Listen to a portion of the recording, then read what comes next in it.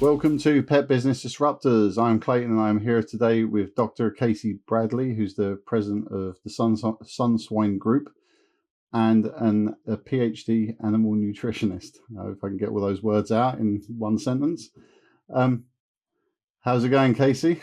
It is going great. It's great to be on the Pet Disruptor Pet Business Disruptor podcast. Let me get that right. I listen to it every week, by the way, and I can't wait until it's in my lineup on Mondays. So No, it's so weird, AC, like for me, like people listening to it, because I always just assume like I'm doing this for my own amusement somehow, to be honest. It's so it's really great to get feedback, to be honest, and I like really appreciate like you connecting with me and talking to me about the podcast, because yeah, it's just awesome that people are listening and actually enjoy the content I'm putting out. yeah. Well, I've been creating podcasts now for 4 years, and it's been a whirlwind. And most people say on the marketing side, a podcast is to being like having your best friend in your ear, because you're doing other stuff. And that is why I connected with you, because I immediately just like, oh my gosh, where has this guy been in my life? We should be connecting and working together. And yeah, so thank you for having me on. No, it's awesome. And like, look, I love what you do, and it was like an honor for you to actually contact me. So I really do appreciate it. So, Casey, you're a PhD animal nutritionist. What's the difference between that and a board certified animal nutritionist? Just so people really understand the difference. Yeah, so I get this a lot, and I think there's some confusion. So a board certified nutritionist, at least from the US, now this can be different across the globe, from a doctor of veterinarian medicine, so that's a DVM, and they go to veterinarian medical school.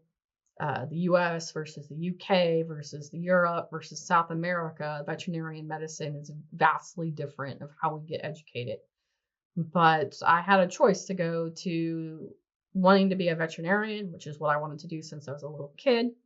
It's the only thing I thought I could do when I was working on the farm and stuff, and wanted to go to college, right, to work with animals, was I'm going to be a veterinarian. And I didn't realize a whole nother track existed in my career. And I've spent a lot of my time educating people on the different tracks of their careers. It's not just this picture of where you can go with a DVM or even a PhD type of degree. There's lots of possibilities. But so we go to DVM. So they're first to get licensed as a veterinarian. Then they come back and do a special study to become board certified, and they have to take exams to be a board certified. And when we get into a lot of that nutrition that a lot of board certified veterinarian nutritionists do, it's a study of nutrition and disease and how to control disease with diet. So if I have kidney failure, right? So what am I going to do nutritionally to help offset the kidney issues? And they are veterinarians, and they're usually using nutrition as a health intervention or a treatment plan with diseased animals. And obesity can be considered a disease as well.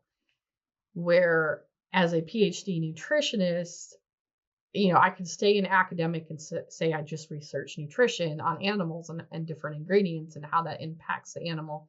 But with my career, I've had a lot of experience in manufacturing, pet food, animal feed, all kinds of products, right, for animals specifically. So I have a lot of manufacturing background and education that's gone into that, and experience. So I look at formulation of optimizing the nutrient requirements of an animal. How can I prevent disease? I like to say we're in the prevention stage versus the treatment stage.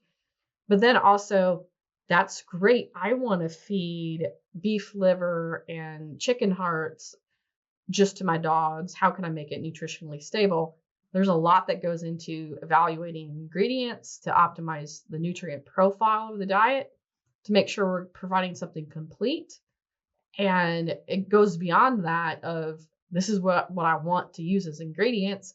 This is the type of dog or animal I want to feed it to. But then how do I make it into an edible form that's going to have shelf stability upwards to 6 months to 2 years, depending on what types of products I'm producing. So a lot of that goes into animal nutrition, to where I'm looking at meeting the nutrient requirements. I'm not treating a disease, or I'm hopefully going to prevent disease or find out. And a lot of people, I explain what I do a lot, and I'm like, oh, you're a holistic doctor for animals. And I guess, yes, I am. I guess that's the easiest way to explain it, is I hopefully will prevent disease. But also I have to be realistic in working in parameters such as least cost production on diet formulation, meeting all the nutrient requirements that AFCO, the FDA, or the consumer wants me to produce in that diet, and to make my mill people happy, because you do not want to get called into your boss's office because the female's mad at you because they can't run this diet or they can't get it out of the bin. So I faced a lot of that in my career. So it's an art, and we call it a science, but sometimes I think it's more of an art to get that all right. Yeah, so it's really like a proactive versus reactive sort of difference, isn't it? So like when it's a veterinarian doing it, like, and that makes sense, because obviously when people talk about veterinarian diets, it's always a reactive diet. So kidney function diets, or obesity based diets and that sort of stuff. So yeah, that makes sense. And look, realistically, what we should all be looking for in dog food, especially or any kind of animal food, is the long term health of the animal. When we're actually looking at formulations. Yeah. So I want to sort of like really dig into this, because I've obviously been in the industry a long time, and I've seen like a huge amount of changes within the industry in terms of vogues, I would say, of pet feeding, especially within the dog food sector, and like what actually makes something nutritionally complete, but then also what is optimal versus suboptimal. And nearly everything you see in terms of like people talking about it always seems very anecdotal rather than actually based in reality. So I did a course years and years and years ago where they talked about what was optimal for dogs, and that was protein. Like if you had a medium-sized dog, a protein level of 21%, a fat level of like 12-13%. This is based on dry content. 3% higher for smaller dogs, 3% lower for larger dogs. But now, like, the market seems to be, the premium end market for sure seems to be taken over by dog foods, which are upwards of sort of 28 to 30%, like even going as high as like nearly 40% when we look at like brands like Origin. And sort of, I guess the former me who was used to looking at saying, well, this is optimal, is now looking at these products and saying, is this completely overkill, or is this right? Has the science changed? And I never had somebody to talk to before who could actually answer these questions, so I'm like fascinated to understand it. Yeah, so this is a complicated question, Clayton, and topic, right? Because there's this push between carnivore-based diets. We're working with a carnivore. And there's that great debate. There is actually even some evidence to suggest that grain-free diets do help enhance the longevity by a year and a half in dogs. And realize my PhD is in longevity. It wasn't necessarily with dogs, but I've studied bone development, longevity, and then I studied a lot of gut health and immunology. So that's my training, right? I'm a nutritional immunologist by training, but I've also had to go into a lot of bone development, and having a lot of dogs, joints and lameness and mobility issues is the number one challenge we have in aging dogs, along with cognitive decline, even that we have in humans. And so the problem is that study was conducted. It took them 13 or 14 years to get an answer, right? And so we have one study, and we have people marketing out there suggesting that higher protein carnivore-based diet is beneficial. And the whole point of doing nutritional research is to have replication and not have one standalone study to make our opinion on. So I just do want to classify that we have a good indication there are some advantages of those types of diets for longevity. But I can also tell you that I had several 14-year-old plus larger dogs, and I have a 12-year-old, and I'm pretty sure she'll make it at least another couple of years, even with her mobility challenges. That I've fed a regular standard dog food on the market, and a purina based diet that I'm not buying the origin, and I get this a lot. And this goes back to my dad of even the funny story. So we used to buy pig feed for show pigs, or even chickens for our layers, right? By crude protein. I want a 17% layer diet. I want an 18% crude protein hog diet. And when we look at what the swine and the poultry and now even equine and other species are doing, even dairy cattle on that, they're looking at its amino acid ratios.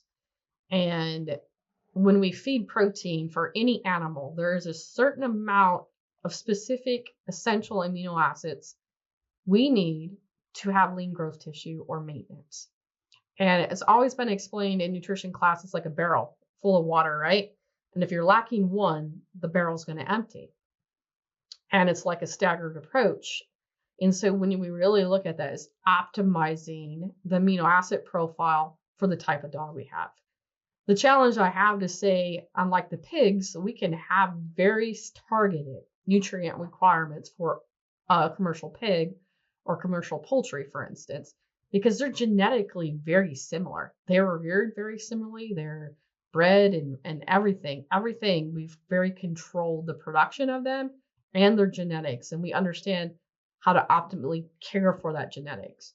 What we face in the pet food side, which makes it even more challenging to say what diet's going to be good for what dog, is I have so much genetic diversity out there. Look at all the breeds we have. And now we go beyond and we're getting these designer dogs that, are fancy mutts, and we don't know how they were raised. Were they with their mom for the full 8 to 12 weeks that we want? When did we start introducing food to them when they were puppies? What type of food did we introduce them when they were puppies? And so pets are less controlled from genetic characteristics, unless you're in the show dog world, like you and I have been in our lifespan, right? They can be pretty inbred, some of those, and create other issues. But we have that, and then we have just the management, the early management, that early life. There's a lot of differences about the pets we have in our lives. And then we have the human factor that I'm even guilty that a little bit, in moderation is okay. But, my dog loves human food a little too much. And it's, you get those animal owners of, I can make the perfect diet, but, I forgot I gave him a piece of bacon today. And he stole my child's hot dog, and he got out of the garbage can that half a chicken I had left. And so that plays a role even into saying, well, that diet doesn't work for me, or that we don't have control over that. It's like human nutrition. It's like we don't want to eat the same diet every day. We could control obesity, we could control health issues, we could promote longevity, but you'd have to eat the same diet every day. And that's not how we are as humans. And we look at pets, the pet nutrition falls into that because it's so much different diversity in controlling how to optimize nutrition. And, I would say for my pet dog who doesn't do a lot of exercise, but run around the yard and bark at the neighbors and sleep with me on the couch and stuff, to say I need to feed an origin at 35% crude protein is probably way too much for her. She's going to get fat, because even protein can turn into fat, right?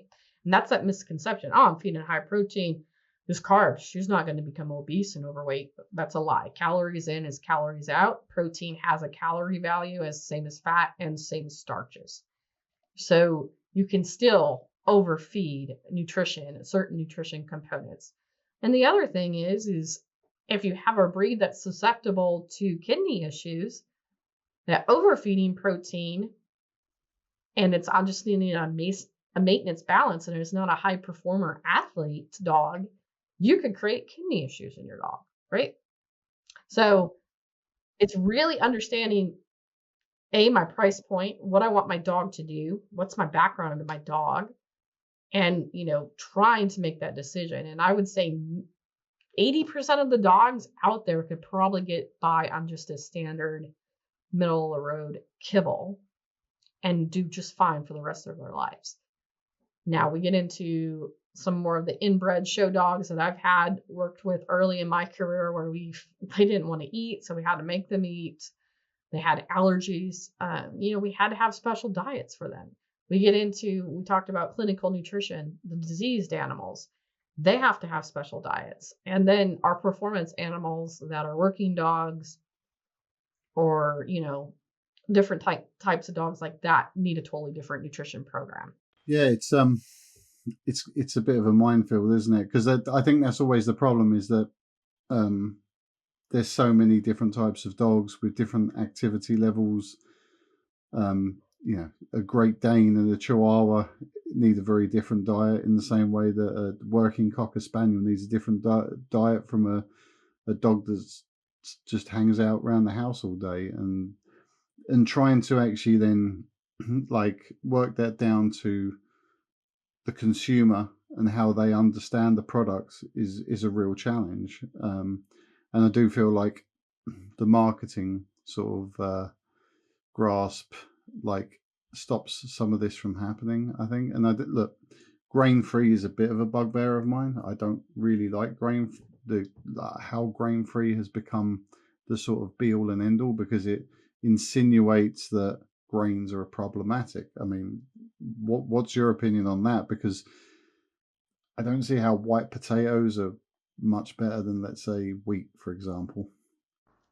Well, and here's the other thing. Raw white potatoes are toxic to dogs. You have to cook them, all right? So let's get that out of the way. Don't be feeding a whole bunch of raw white potatoes to your dogs because you want to be grain-free.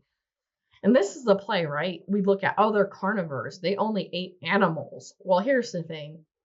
Unless you're putting feather meal in the diet, or you're putting rabbit fur or hide in the diet, it's not the same type of fiber that you'll find in grains or plants, but it is a bulking density feed stuff for an animal to eat that they feel full. And that also helps with their stools and digestion, right? Because optimizing the transit time of your food is absolutely important, that they get the most out of their diet. And that is why we use some fibrous products or grains also in our diets, not just that carbohydrate. Now, I said dogs are monogastrics, right? They evolved to eat animal primarily, right? But we've domesticated them centuries ago, people. Our dogs eat what we eat, and their stomachs change, right? And it's optimizing that. But there's a reason I want to use fiber in my diet that comes from grains. You don't like runny poop, right? As an animal nutrition, my number one job and number one complaint I get, no matter what species I work with, is that poop changes, I get a phone call. Color, texture, consistency, right? So when I'm designing a pet food, poop consistency, stool quality, so you can pick it up and put it in the garbage can, hopefully, and not leave it for your neighbor to step in, is a good thing. But we want to slow that transit time. We want to make sure it has time to eat or absorb those amino acids. The same way fur, same way feathers and bones did when they were carnivores. It slowed that digestion.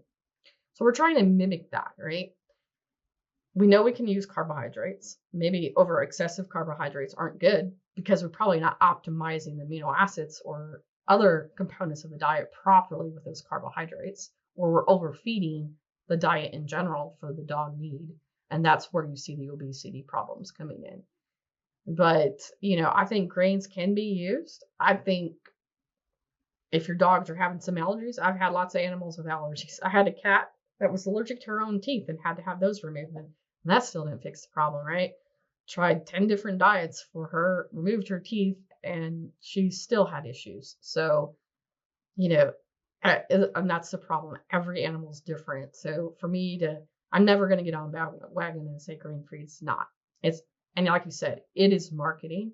I can design a diet that you can say whatever you want claim-wise. I can make that label read like you want it to read. I can put every ingredient in if that's what you want to say that's on your label and in your food. But that doesn't mean I optimize that diet for your dog, right? I did that for marketing to be able to sell that dog food to a consumer who doesn't know any better. And that's what frustrates me. We're not about educating our consumers. And we take it back into pet food is now what I'm getting into more. But we take that back into agriculture. That actually hurts agriculture. You make us look like these villains, even when we say this stuff. And it's interesting the debates that get in, and it's all over how marketing and selling to a niche-based consumer that doesn't know any better. Yeah, and it's like when you look at like ingredients labels, for example, I know like there's a lot of scandal with companies pretending to have a product which is great for, let's say, bone health, joint health, by having glucosamine in, but there's the amount they have in is so small that it's actually irrelevant. And they do this again with like things like some of the superfood blends they put in. So it's like, well, we've got blackberries and spinach and that sort of stuff, but it's like 0.1% of the mix. And it's like, well, is that doing anything? I don't see how that's doing anything. And then you're like, okay, like, are we better off just being honest with our consumers and saying, well, actually, either put a decent amount in, which makes sense, or like, let's just not bother, to be honest. And then you use supplements if you've got a dog with joint issues.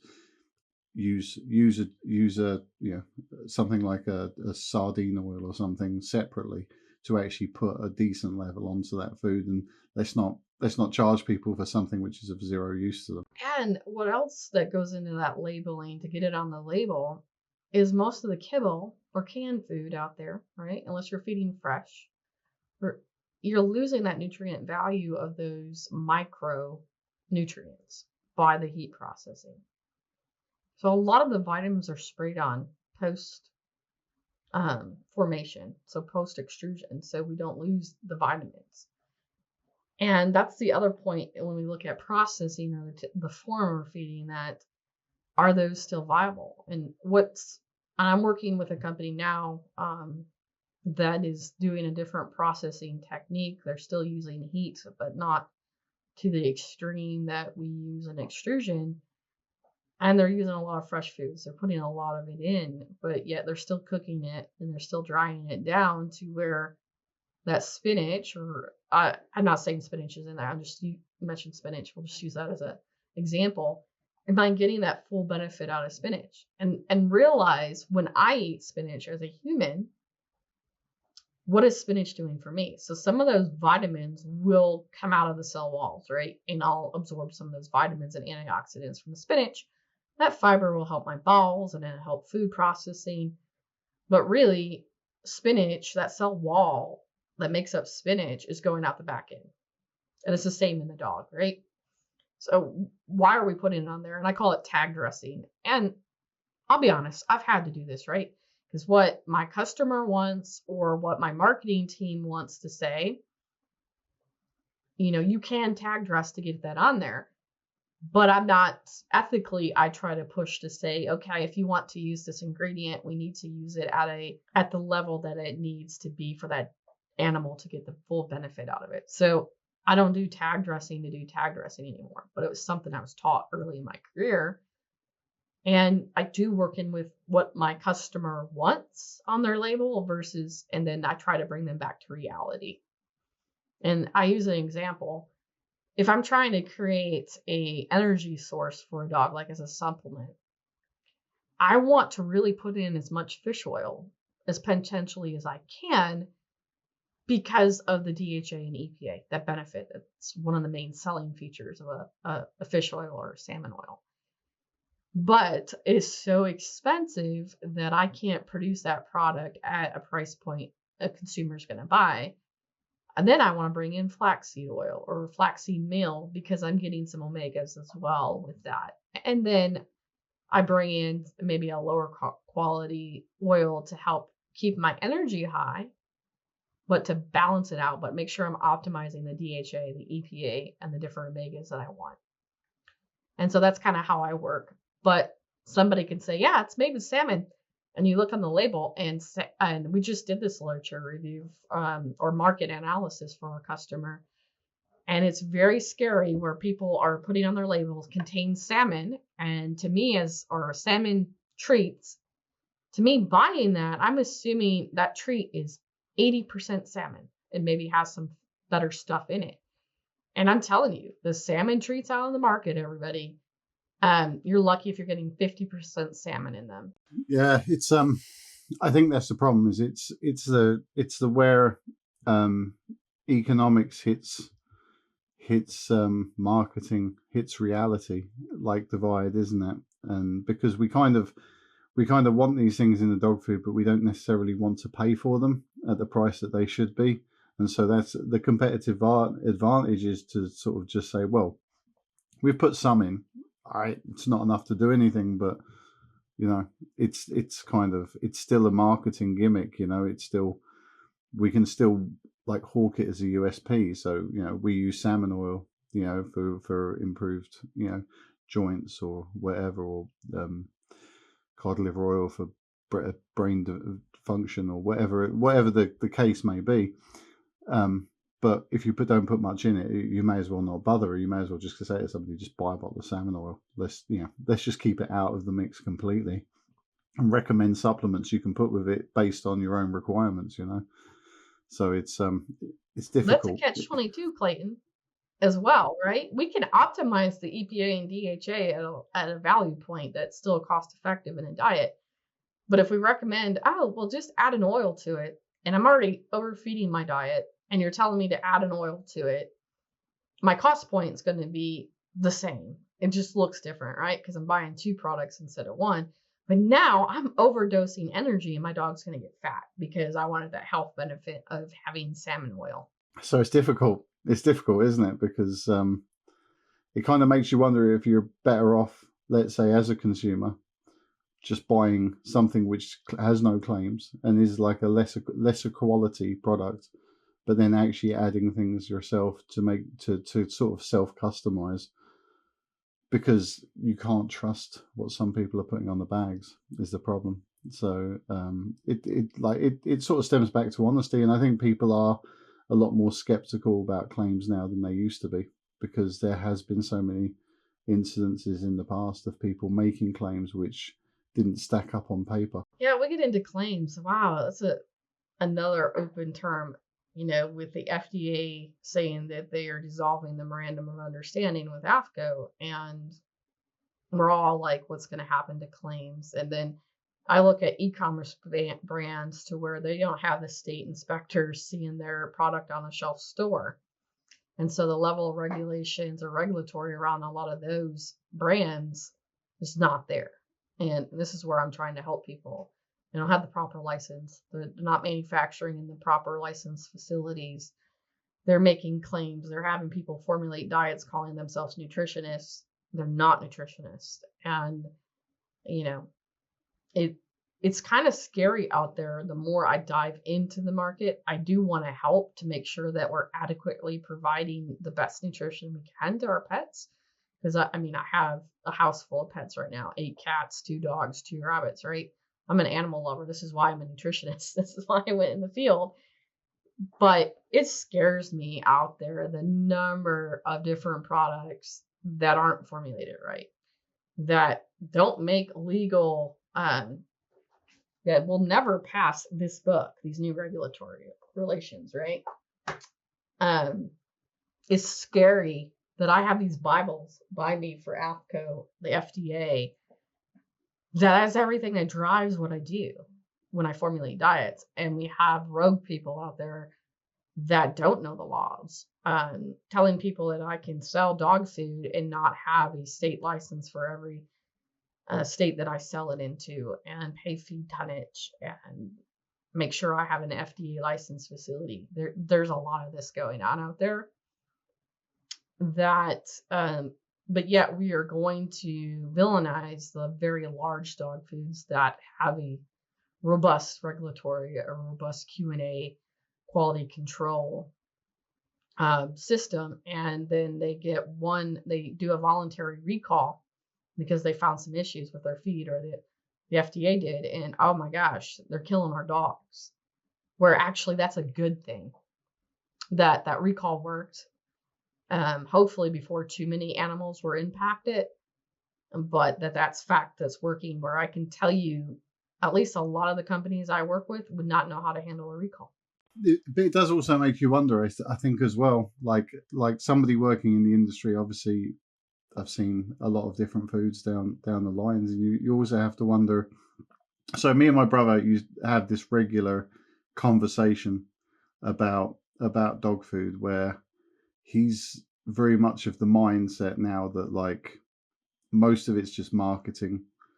He'd love to know like what the real value difference is between all the different brands, because he's kind of gone round the cycle where he's had a pet shop and said, well, most of these things, premium products, they're not actually premium products. They're just over formulated, don't make sense, don't have enough of the stuff you need in it, and actually just buy a normal bag of dog food, and then if your dog needs a little bit of supplementation, then supplement a little bit of stuff yourself, because yeah, a lot of this is just marketing and it's nonsense. Whereas I'm a bit more like supportive, I guess, and I'm a bit more like, no, I can see benefits to these things. But we have this our regular argument sort of spaces. We talk about this sort of stuff, and it does make you think, because obviously, yeah, I'm not a nutritionist, and I can guarantee you the average consumer has less information than I do, so it makes it very hard to actually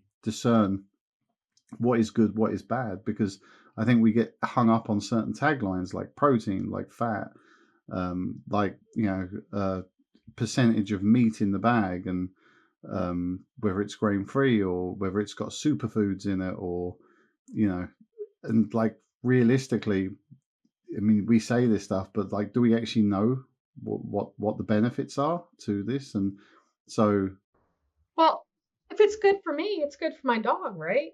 And oh my gosh, the keto is the next best thing, to lose weight. And I'm like, as a nutritionist, I say, find a different diet.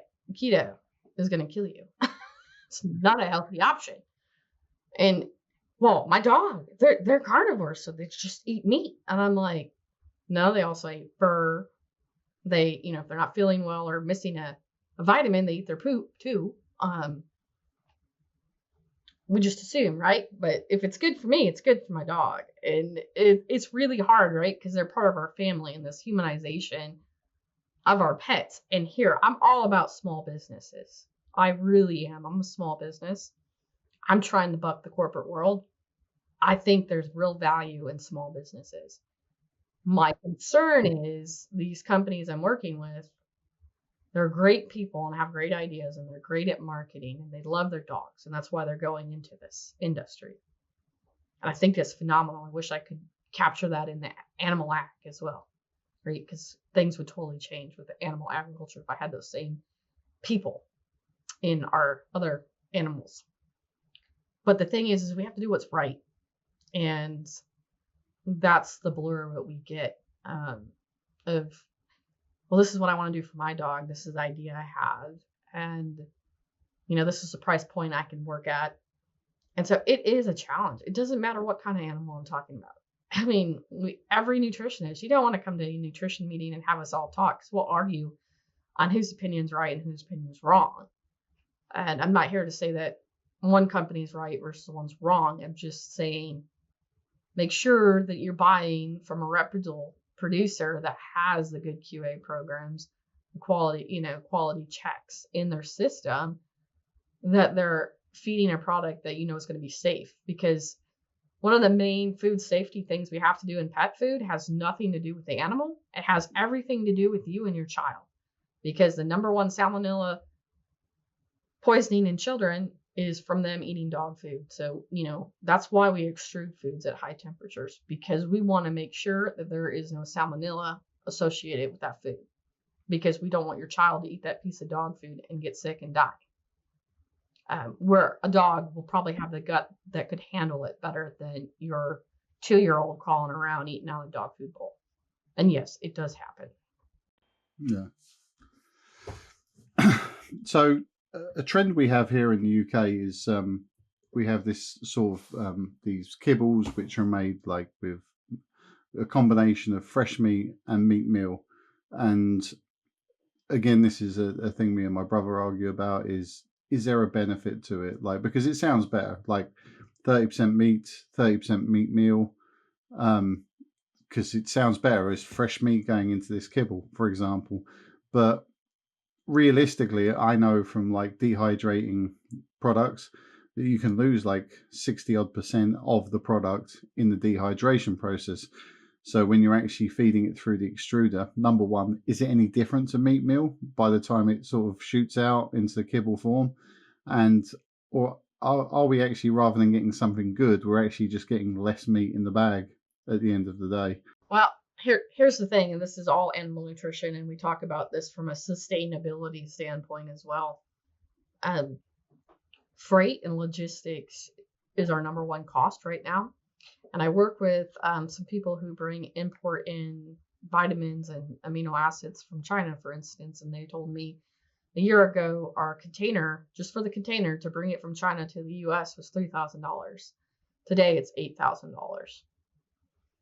And then if we put the fresh dog food on it, we have to have refrigerated containers, or it has to stay frozen or something, right? If we want that meat product versus meat meal.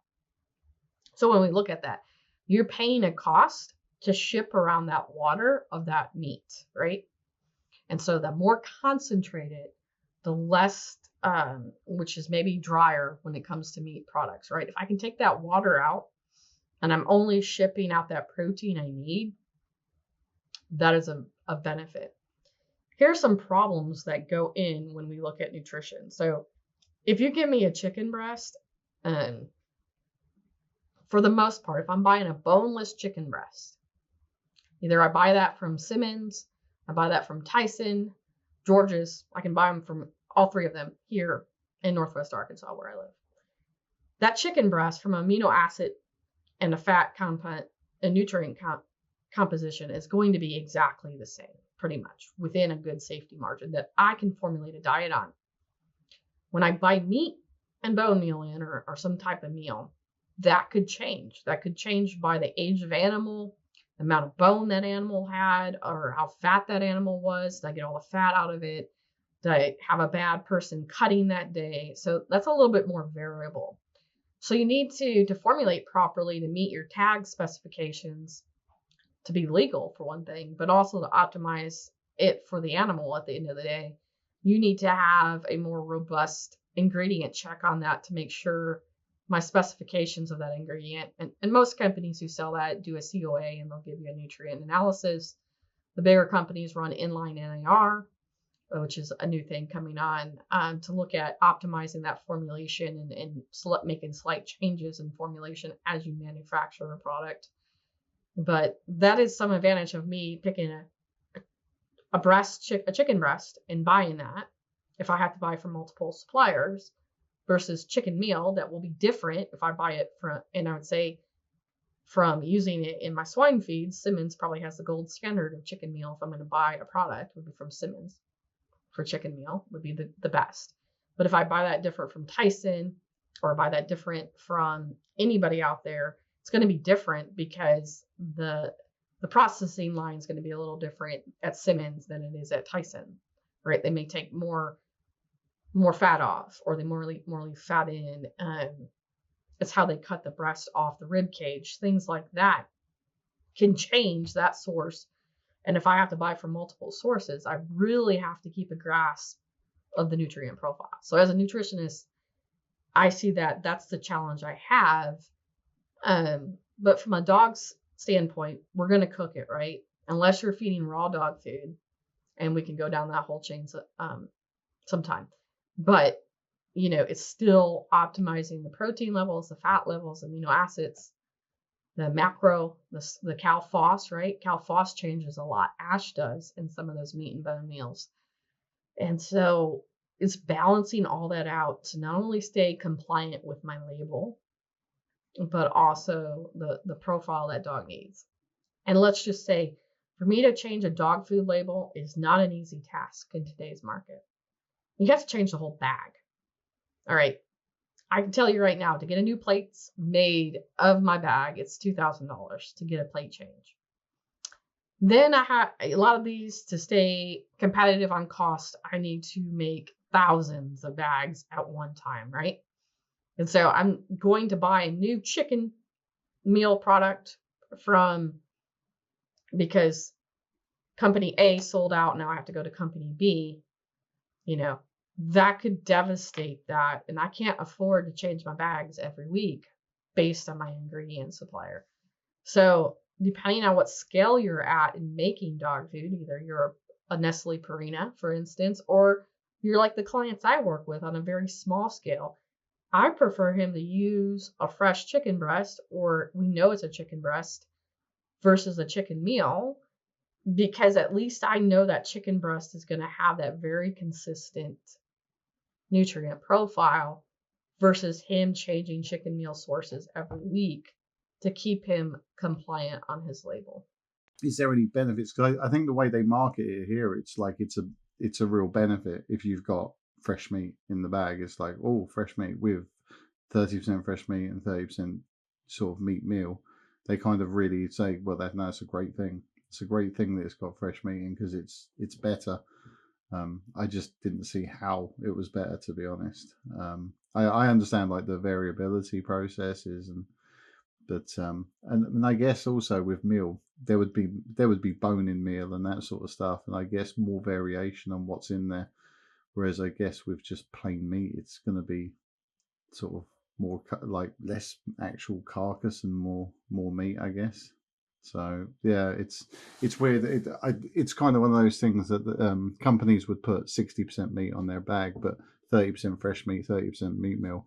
But then when you put it against all the other the products, is it really 60%? Because by the time you've taken all the water out of it, the actual amount of nutrition that's actually in the bag must be a lot less, just sort of mathematically.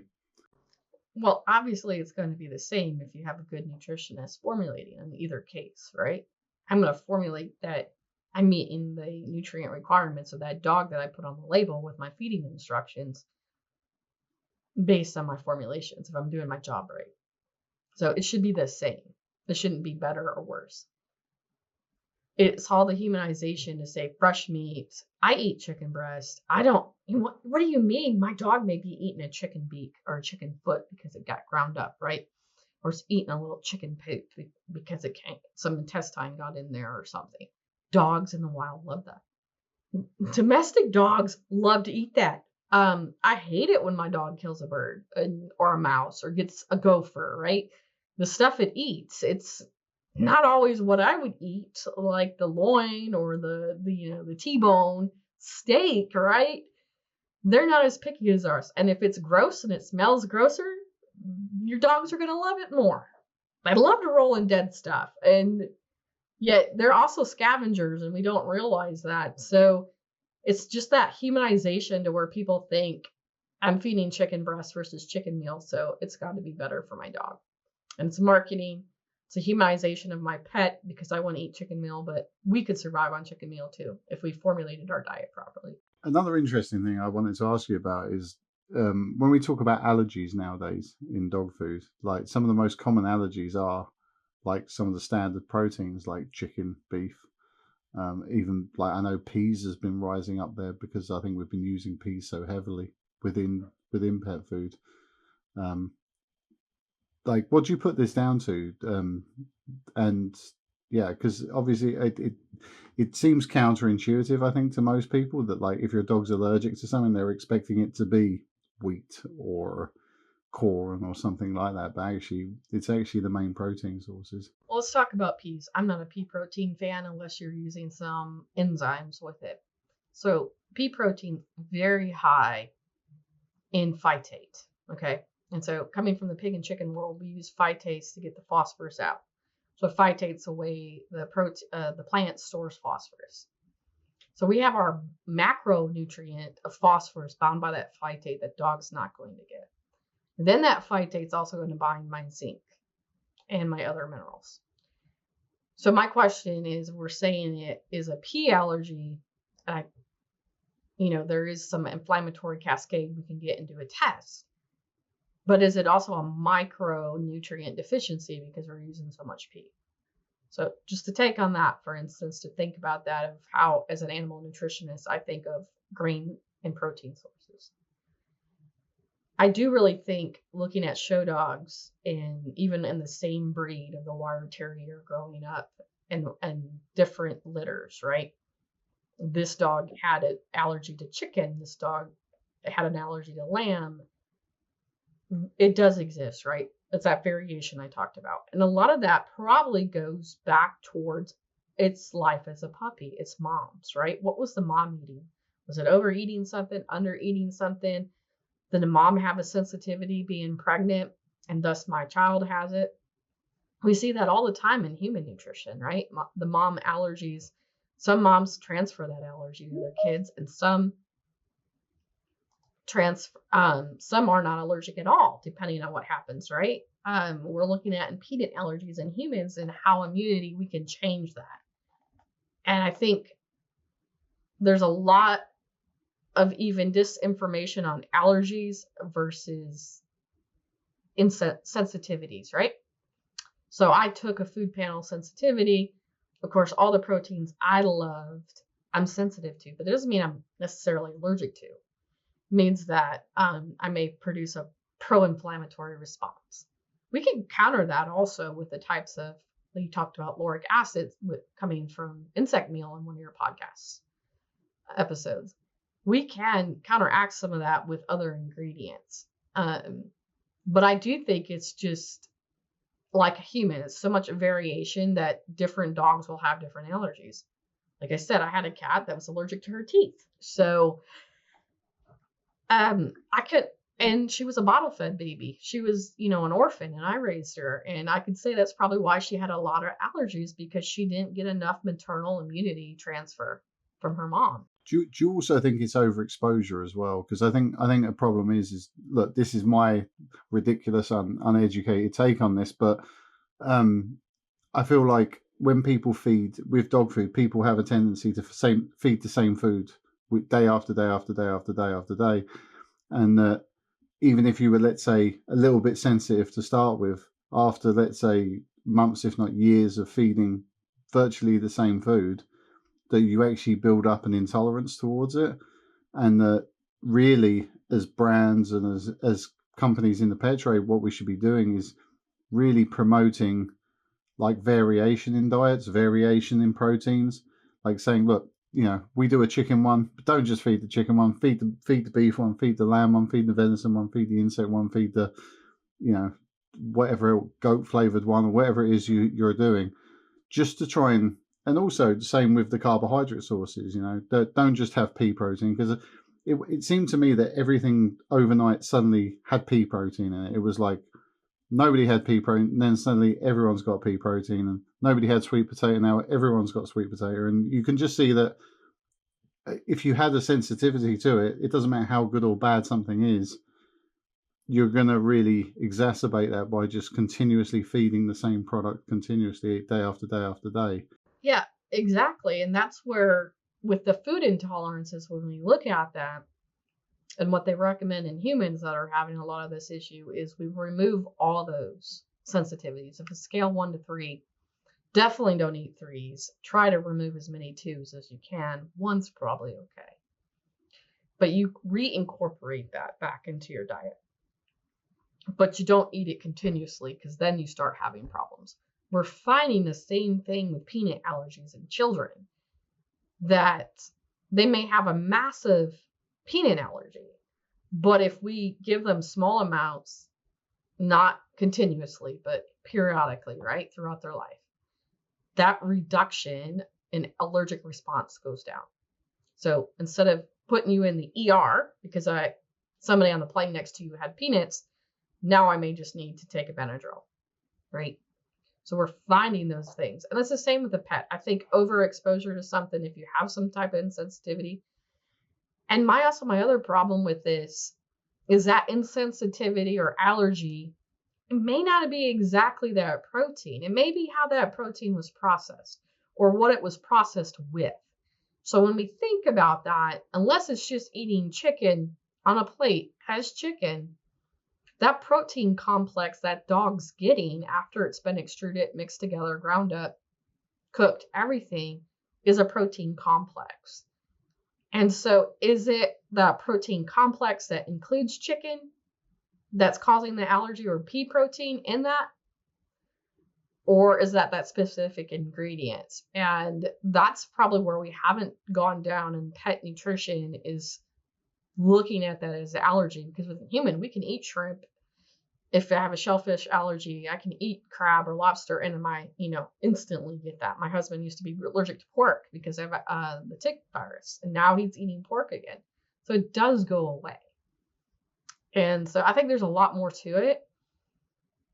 The study is going to be difficult, as it has been in humans, because of the variation in genetics and management, lifestyle. Because at the end of the day, pets aren't swine or chickens, which are sort of genetically raised to do certain things and fed on very, very controlled diets. But I mean, I had to have epinephrine in my medical case, even taking care of pigs, because an iron injection or a penicillin injection was like, could put a pig in anaphylactic shock.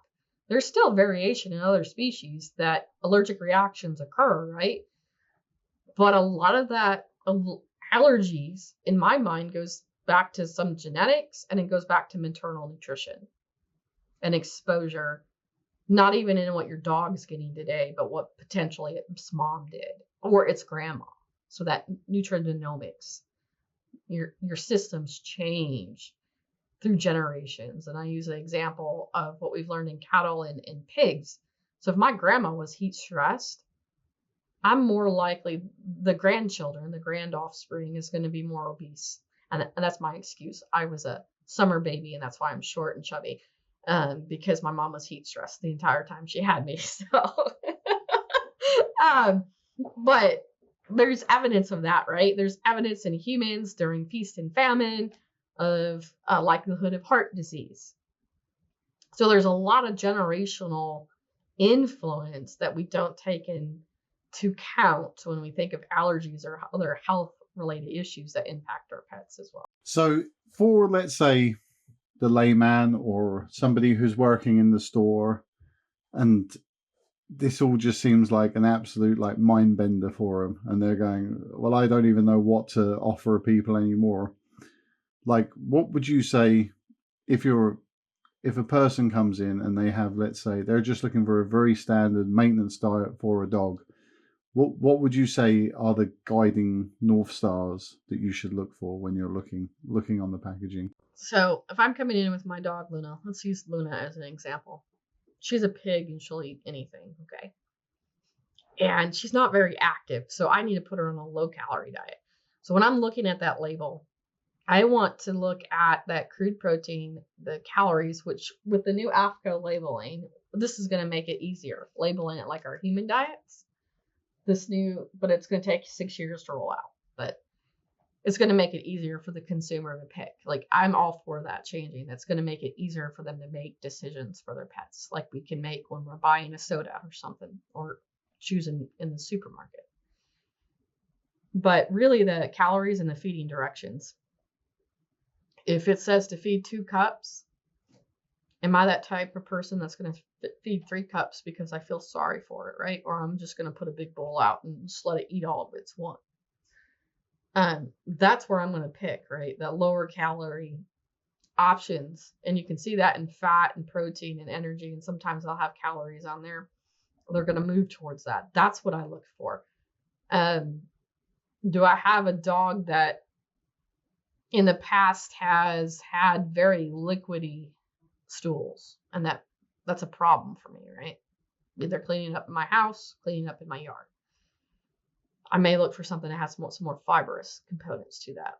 I'll look at crude fiber or look for the fiber grain products in there. If I want to bulk up that poop, my poop's not to where I can clean it up. And I'm looking for some of that stuff. But I'm also looking at, I don't look at price per package. I look at price per pound or ounce of that value if I'm between 2 diets, right? And hey, you can transition. I know we have a lot of this, transition your dogs in 2 weeks to a new diet. The microbiome changes over in about 7 days. If you have a sensitive dog, we're talking the pig Luna here, just that common dog, right? The beloved mutt of the dog world. And she can switch diets today and tomorrow and not have any issues. So I wouldn't say you have to stay same brand, but that's kind of what I'm looking for. And I'm actually feeding Luna now my customer's diet. It is a lot more expensive than I've ever paid for dog food, but it is actually a lower calorie diet, and she's maintaining her weight better. She's mad at me because she's on it, but she'll eat it. It's not her first pick, but she still loves it when Arthur accidentally leaves a piece of pizza on the plate on the coffee table, But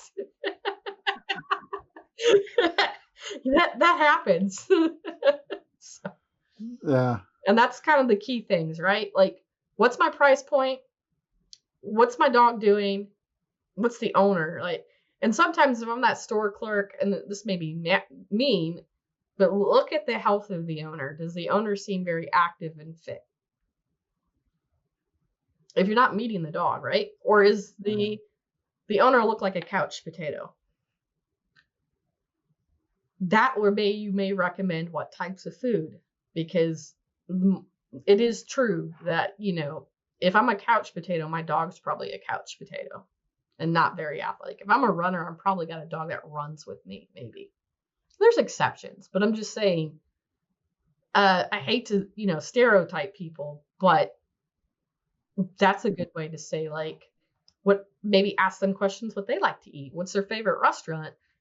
And based on that, you can maybe guide them into, based on price of that restaurant or the type of food, you can guide your customer to maybe the right types of dog food that fits into their lifestyle, that matches their lifestyle, if that makes sense. So what would you say is like a good meat to carbohydrate ratio in a kibble food? Because I think if you look at like historic brands, it was always meat was the second item on the list, whereas now, over here anyway, it's like a scramble to who has more meat in their bag, when they're looking at premium. But what is a good ratio in your opinion for a kibble food? And I have been studying this. I want to do a deeper dive because I've heard some different opinions, and I really do want to understand this more. I would say that it depends on the dog. I can't give you that exact ratio.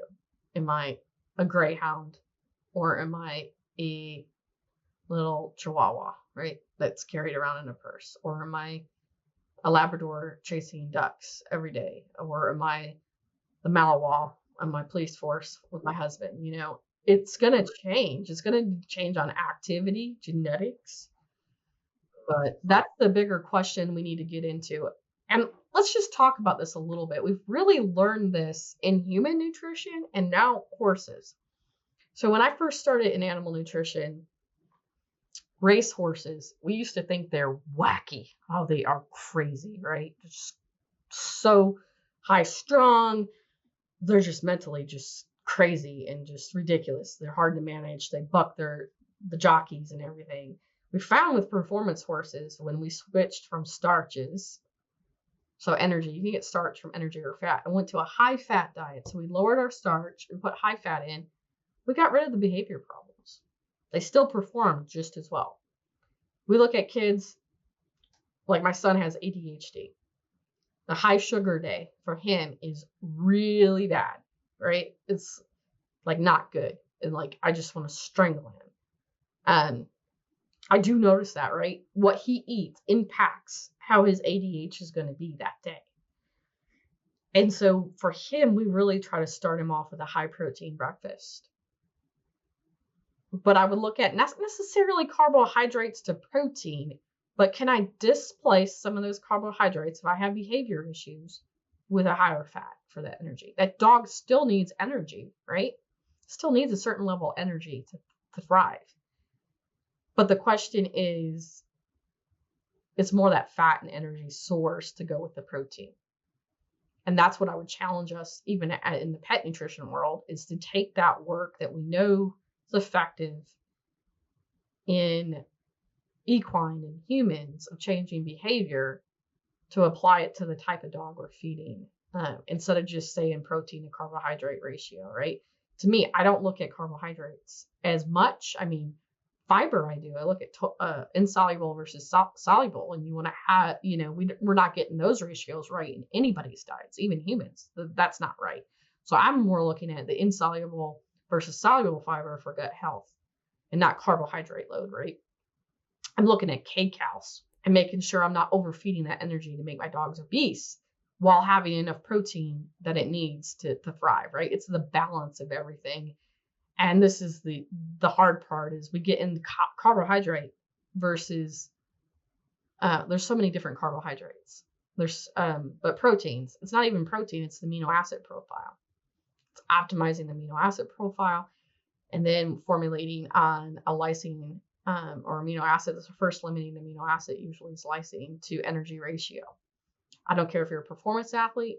I don't care if you're a thoroughbred racehorse or you're my pet dog that sits on the couch. We all have those needs. We're all balanced based on our workload, the number of lean mass we have. All of that changes. So to give you an optimized level, I can't because I gotta say it's dog specific. We almost need personal nutritionists for all of our pets, and maybe we'll get there someday. We don't have that for people. And people don't listen to the nutritionists anyway. So, and look, I do think that brands generally don't put enough emphasis on amino acids and fatty acids and different other parts of the diet. I do feel like it's just obsessing around certain things, when actually, as you said, there's a hell of a lot more to it than that, and it's such a deep subject, and like honestly listening to you it makes me feel like I have no clue what I'm talking about, to be honest. So it's it's definitely eye-opening, and there's so much to know about, because look, as let's say people in the industry, you want your customers and your customers' dogs to actually get the best nutrition possible, and it's understanding how we actually formulate those decisions and how we then market the correct product to the correct dog type, because it's I think it's an element of people being catch-all with certain foods and saying, well, this dog food has the highest protein, therefore it's the best, buy this one. Or if you haven't got so much money, there's one here which got a bit less in it, and then if you really hate your dog, give him this this one here. It's like meat's not even the first ingredient. But actually the reality is every person's different, every dog's different, everyone's got different requirements. And actually, if you've got like a dog which is a couch potato who just hangs out all day and you're pumping him full of the highest quality protein going, it's just that protein's just going to turn into carbohydrate and end up as fat in the body, right? It's not going to be, there's not going to be any benefit to it. It's just going to be a very inefficient transfer to fat. So yeah, it's really understanding it. And it's such a deep conversation. It's we could talk for hours, Clayton. I mean, it's been a really long recording, and I'm like, there's so much more, because I think, we can go down another rabbit hole, and, we're probably running out of time, but I think the nutrition should be talked with your vet. I think vets should be more educated on nutrition, regardless of the species. That interplay between nutrition and health is so important. But you need to understand what your dog is, what you're going to do with your dog, and what you're going to do as an owner. What are you going to commit to, right? Either I'm going to spend a lot of money for the best I can do for this dog. If money's no option, educate yourself on what's the best for your dog, right? Take that time, take some courses, understand nutrition before you go down that sales funnel to buy that dog food, because it's great marketing. But I don't know what the deal is in the US, but over here in the UK, there's very minimal part of the actual veterinary education program is actually directed at nutrition, and corporate partners are very involved in selling. And I'm against vets selling dog food, full stop. Like in the UK, they sell dog food. I don't think they should. I think it makes for a very biased decision. I think it stops people from buying what's right for their dog, and maybe pushes them into a profit mechanism of a chain like retail vet stores, and then recommending things for dubious reasons, or maybe under-researched reasons. I wouldn't like to say exactly, but yeah, I think it would be nice if there was, better knowledge amongst the veterinary community. And like, I'm not saying that, like, I have a lot of respect for the veterinary community. I just think that nutrition is never their forte, or there's minimal which have a forte. I still would take a vet's opinion over the armchair quarterback who uses Google to find all their information. Well, I do like an armchair quarterback, to be fair. I spend most of my time talking to him. I love it. But no, I agree. But at the same time, it's I feel like it's an expensive game when you actually go into that, and it would be nice if there was more information out there. But I still have 1,000 questions to talk to you, and I don't want to take up your entire day, because it's a lot. It's more of a business day where you are than where I am. It's quite late at night here, so. Well, have a happy Friday. It's beer 30 for you. I got a few more hours. Thank you, Clayton, so much. So really appreciate it. Thanks a million, Casey. If you want to get in contact with Dr. Casey Bradley and everything she does, you can go on her website, which is animistic.co. So it's animistic.co. Email her at casey.bradley@thesunswinegroup.com. Or you can listen to her YouTube channel, which is on Animistic on YouTube, or listen to her podcast if you like to listen to podcast formats. And her podcast name is Coffee in the Barn.